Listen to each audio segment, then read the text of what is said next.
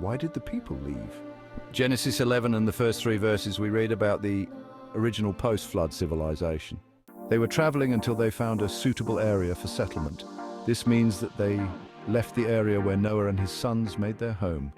Noah, a righteous man chosen by God for his unwavering faith and obedience, and his family would have taught their descendants all about creation, the pre-flood world, the flood, and the significance of these events in their lives.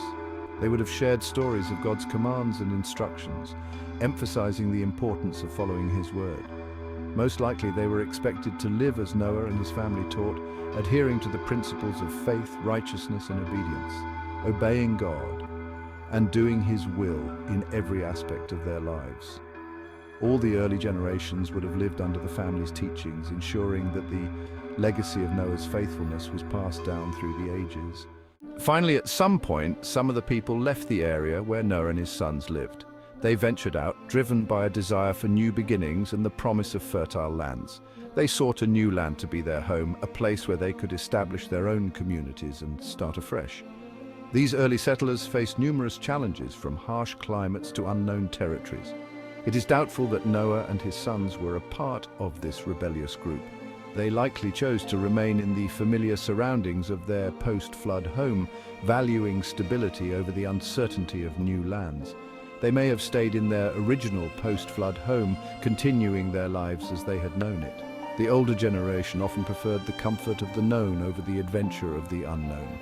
We cannot be sure how many people made up this new society. However, it is clear that these pioneers laid the foundations for future generations, creating a new chapter in human history. It was large enough for Nimrod to build cities and create a kingdom. This group of people wanted to live their own lives and make their own decisions. This attitude led to disobeying God's command to multiply and fill the earth. Their refusal to obey God led them to the next major event in this early civilization's life. They had their language changed and were spread out over the earth.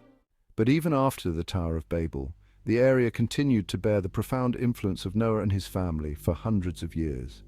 Their legacy was deeply rooted in the traditions and stories passed down through generations. Noah, the patriarch who survived the Great Flood, died just before God called Abram to move to the Promised Land. This transition marked a significant moment in biblical history. Shem, one of Noah's sons, lived for 210 years after Abram's birth, witnessing the unfolding of God's promises.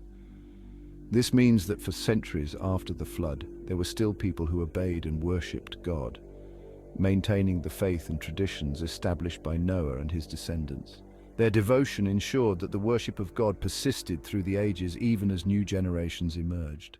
The people after Babel still had knowledge of God and knew right from wrong, just like everyone today.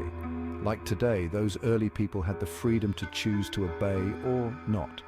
Sadly, too many chose to disobey, and the world suffered for those decisions. It may be too late for that early civilization, but it is not too late for modern people to make a decision for Christ and be saved.